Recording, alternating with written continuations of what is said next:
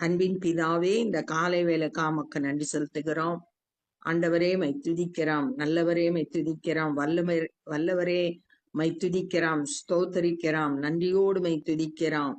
ஆண்டவரே, என் வசனத்துக்கு நடுங்குகிறவனே நோக்கி பார்ப்பேன் என்று சொல்லியிருக்கிறீர். உம்முடைய வார்த்தைகளுக்கு ஆண்டவரே நாங்க ஏற்றுக்கொண்டு அதன்படி நடக்க, உடைய சத்தியத்தின்படி கீழ்ப்படிந்து வாழ இந்த ஒவ்வொருவருக்கும் கிருபை தாங்க. இந்த நாளின் வேத தியானத்தை எங்களுக்கு ஆசீர்வதித்து தாங்க. நேசிக்கிற இயேசு கிறிஸ்துவின் இனிய நாமத்தில் கேட்கிறோம் பிதாவே, ஆமென். லூக்கா 21வது அதிகாரம். அவர் கண் நேரிட்டு பார்த்தபோது ஐசுரியவான்கள் காணிக்கை பெட்டியிலே தங்கள் காணிக்கைகளை போடுகிறதை கண்டார். முந்தின அதிகாரம் 1வது வசனத்துல அவர் தேவாலயத்துல ஜனங்களுக்கு பிரசங்கம் பண்ணிக்கிட்டு இருந்தாரு அப்படின்னு சொல்லிட்டு வாசிக்கிறோம். அப்ப தேவாலயத்துலதான் இயேசு கிறிஸ்து இருக்காரு. அவர் இப்ப பார்க்கும்போது நிறைய பணக்காரங்க காணிக்கை போட்டுட்டு இருக்காங்க. அத பாக்குறாரு. ஒரு ஏழை விதவை அதிலே 2 காசு போடுகிறதை கண்டு, பணக்காரங்க போட்டதை முதல்ல பார்த்தாரு. அடுத்து ஒரு ஏழை விதவை 2 காசை கொண்டு போடுறான். இந்த 2 காசு அப்படின்றது ஒரு நாள் கூலியில 1%, ரொம்ப கொஞ்சம் பணம் தான். அந்த பணம் ரொம்ப காப்பர் காயின் அப்படின்னு சொல்லிட்டு இங்கிலீஷ் பைபிள்ல போட்டிருக்கு. ரொம்ப கொஞ்சம் பணம் தான் அது. அந்த பணத்தை அந்த ஏழை விதவை போடுறான். இந்த ஏழை விதவை மற்றெல்லாரை பார்க்கிலும் அதிகமாக போட்டாள் என்று மெய்யாகவே உங்களுக்கு சொல்லுகிறேன். அப்ப இயேசு அந்த ஏழை விதவை போட்டத சொல்றாரு. மற்றவங்களை பார்க்கிலும் இவ அதிகமா போட்டா அப்படின்னு சொல்லிட்டு சொல்றாரு. ஆனா மனுஷ கண்ணோட்டத்துல பார்த்தோம்னா பணக்காரங்க தான் நிறைய போட்டிருப்பாங்க. ஏழை இவ ரொம்ப கொஞ்சமா தான் போட்டார். ஆனா ஆண்டவரோட பார்வையில அந்த ஏழை விதவை அதிகமாக போட்டாள் அப்படின்னு சொல்லியிருக்கு. ஏன் அப்படின்னு அடுத்த வசனத்துல சொல்லியிருக்கு. அவர்கள் எல்லாரும், பணக்காரர்கள் எல்லாரும் தங்கள் பரிபூர்ணத்திலிருந்து தேவனுக்கென்று காணிக்கை போட்டார்கள். அவங்களுக்கு நிறைய இருக்கிறதுல ஏதோ ஆண்டவருக்கு அப்படின்னு சொல்லிட்டு தேவனுக்கென்று காணிக்கை போட்டாங்க. இவளோ தன் வறுமையில் இருந்து, இவளுக்கு ஏற்கனவே வறுமை, பணமே இல்லை, அந்த வறுமையில் இருந்து தன் ஜீவனத்துக்கு உண்டாயிருந்த எல்லாம் போட்டு விட்டான். தான் உயிர் வாழ்றதுக்கு வச்சிருந்த எல்லாத்தையும் போட்டுட்டா. இதுல அவளுடைய தியாகத்தை பார்க்கிறோம். ஆண்டவரை நேசித்து காணிக்க போடுறா. ரொம்ப உண்மையா இருக்கா. அந்த காணிக்கை போடுறதுல ரொம்ப உண்மையா இருக்கா. சுயநலம் இல்லாம அந்த காணிக்கைய போடுறான். அவன் நினைச்சிருந்தா 2 காசுல 1 காசை நான் வச்சுக்கிறேன், 1 காசை காணிக்க போடுறேன் அப்படின்னு சொல்லியிருக்கலாம். ஆனா அதெல்லாம் பத்தி கவலைப்படல.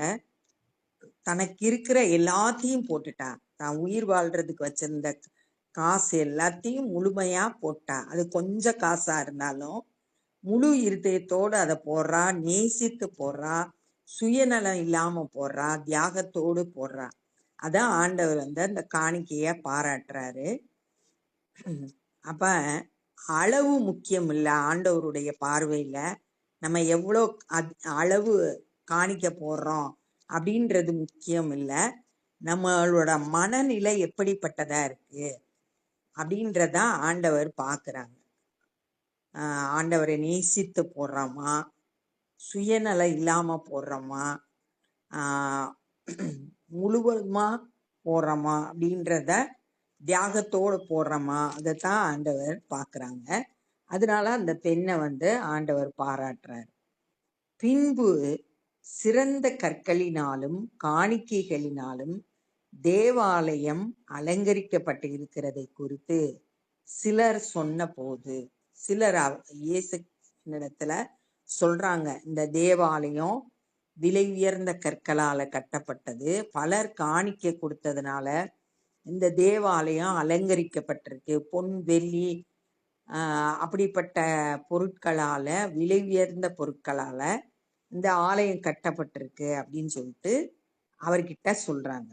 அவர், நீங்கள் பார்க்கிற இவைகளில் ஒரு கல் மற்றொரு கல்லின் மேல் இராதபடிக்கு எல்லாம் இடிக்கப்படும் நாட்கள் வரும் என்றார். இது தீர்க்க தரிசனமான வார்த்தைகள். இந்த கல்லு அந்த ஆலயம் முற்றிலுமாய் இடிக்கப்பட்டு போகும் அப்படின்னு சொல்லிட்டு சொல்றாரு. இது ஏடி 70வது ஆண்டுல அப்படியே நிறைவேறுச்சு அப்படின்னு சொல்லிட்டு சரித்திரத்துல நம்ம பார்க்கலாம். அது முன்னாக சொல்லப்பட்டது. அவர்கள் அவரை நோக்கி, போதகரே, இவைகள் எப்பொழுது சம்பவிக்கும்? இவைகள் சம்பவிக்கும் காலத்துக்கு அடையாளம் என்ன என்று கேட்டார்கள். மத்தேயு 24வது அதிகாரம் 3வது வசனத்துல சீஷர்கள் இயேசு கிறிஸ்துவனிடத்துல நீ இங்க எப்ப வருவீங்க, உம்முடைய வருகையை பத்தியும் உலகத்தின் முடிவு எப்படி இருக்கும் அதை பத்தியும் எங்களுக்கு சொல்லுங்க அப்படின்னு சொல்லிட்டு கேக்குறாங்க. இங்க இவைகள் எப்பொழுது சம்பவிக்கும், அதற்கான காலம் எது அப்படின்றத சொல்லும்படியா கேட்கிறதா சொல்லியிருக்கு. அங்க உலகத்தின் முடிவு எப்படி இருக்கும் அப்படின்னு சொல்லிட்டு எப்பொழுது சம்பவிக்கும் அப்படின்னு கேக்குறாங்க. அதுக்கு பதில் சொல்றார். அதற்கு அவர், நீங்கள் வஞ்சிக்கப்படாதபடிக்கு எச்சரிக்கையாயிருங்கள். கடைசி நாட்கள்ல நம்ம ஏமாற்றப்பட்டுறக்கூடாது. ரொம்ப விழிப்புள்ளவர்களா இருக்கணும், எச்சரிக்கையா இருக்கணும். ஏனெனில் அநேகர் என் நாமத்தை தரித்து கொண்டு, இயேசுன்ற நாமத்தை தரித்து கொண்டு, கிறிஸ்தவங்கன்றத தரித்து கொண்டு, நான் தான் கிறிஸ்து என்றும் காலம் சமீபித்ததென்று சொல்லுவார்கள். நான் தான் கிறிஸ்து அப்படின்னு சொல்லுவாங்க. சீக்கிரமா வருகை வந்துருச்சு அப்படின்னு சொல்லிட்டு சொல்லுவாங்க. காலம் சமீபித்தது என்று சொல்லுவார்கள். அவர்களை பின்பற்றாதீர்கள். நான் தான் கிறிஸ்து அப்படின்னு சொல்றவங்களை பின்பற்றாதீங்க. விழிப்புள்ளவர்களா இருக்கணும். ஏன்னா வஞ்சிக்கப்படுற உபதேசங்கள் இந்த கடைசி நாட்கள்ல பல இடங்கள்ல நம்ம கேட்கிறோம். யுத்தங்களையும் கலகங்களையும் குறித்து நீங்கள் கேள்விப்படும் போது பயப்படாதிருங்கள். யுத்தங்கள், கலகங்கள் இதெல்லாம் கேள்விப்படுவோம்.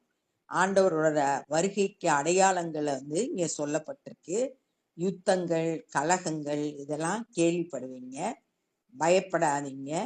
இவைகள் முன்னதாக சம்பவிக்க வேண்டியதே, ஆனாலும் முடிவு உடனே வராது. இதெல்லாம் நடக்கணும் ஆண்டவருடைய வருகைக்கு முன்பாக.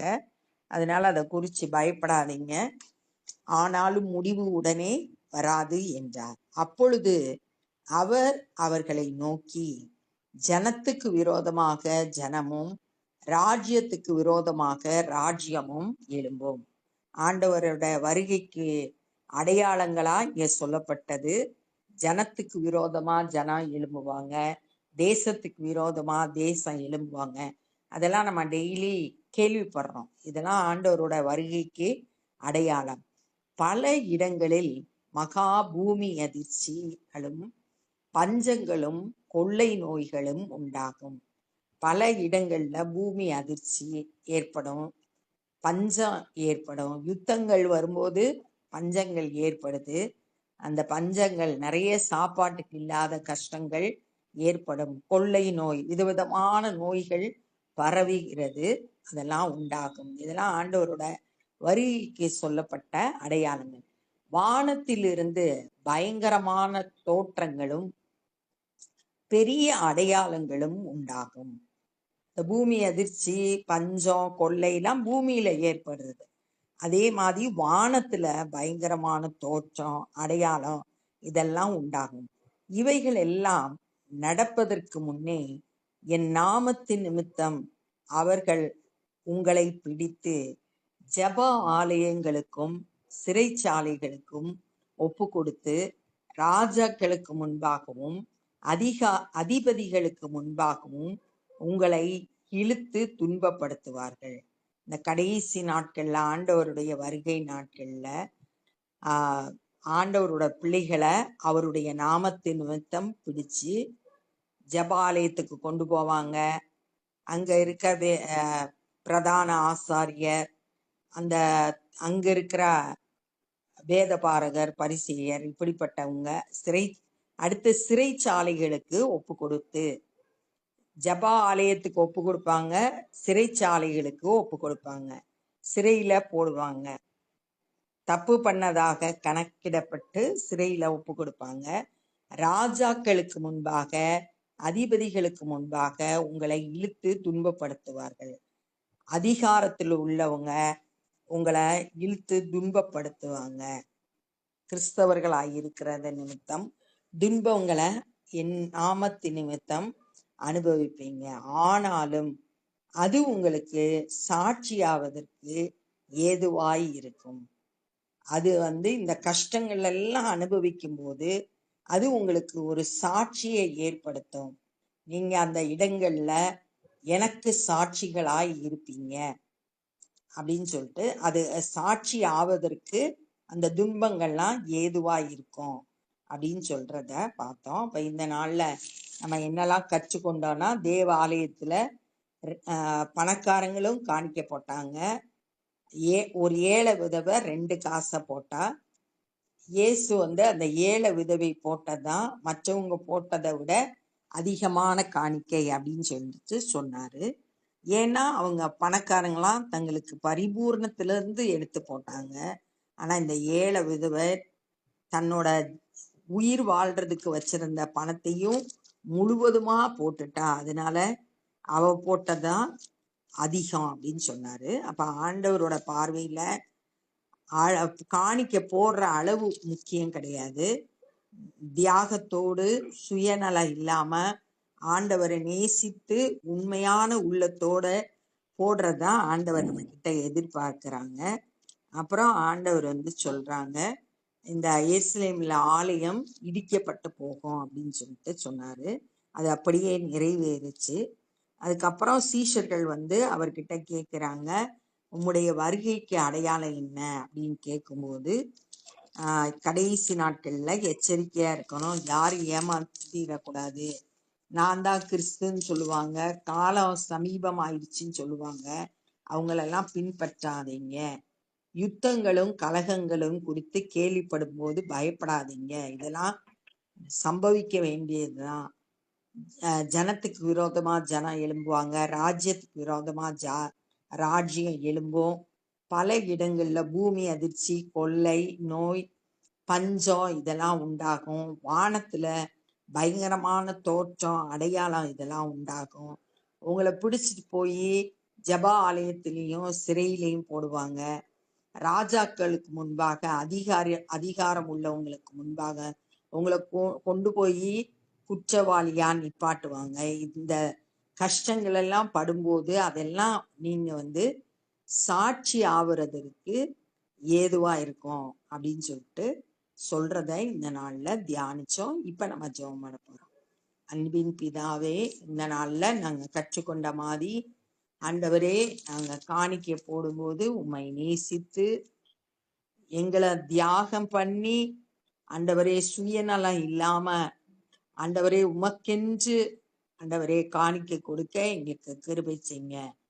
ஏசப்பா, இந்த உம்முடைய வருகை ரொம்ப சமீபம் ஆண்டவரே. அதற்கான அடையாளங்கள் எல்லாம் நீங்க சொல்லப்பட்டபடி நிறைவேறி வருகிறது ஆண்டவரே. நாங்களும் எங்க குடும்பத்தில் இருக்கிற ஒவ்வொருவரும் ஆயத்தமாக கிருபை செய்யுங்க ஆண்டவரே. ஸ்தோத்திரம் கர்த்தாவே, துதிக்கிறோம் ஆண்டவரே. ஸ்தோத்திரம் ஆண்டவரே. இந்த செய்தியை எங்கெல்லாம் பிரசங்கிக்கப்படுகிறதோ, உம்முடைய வருகை குறித்து எங்கெல்லாம் பிரசங்கிக்கப்படுகிறதோ அங்கெல்லாம் ஆண்டவரே ஜனங்கள் ஒரு மனம் திரும்புதலை பெற்றுக்கொள்ள கிருபை செய்யுங்க. சுவிசேஷ பணி செய்கிறவர்களும் உம்முடைய வருகையை குறித்தும் அதற்கு ஆயத்தப்படவும், சத்தியத்தை சரியாய் போதிக்க கிருபை செய்யுங்க.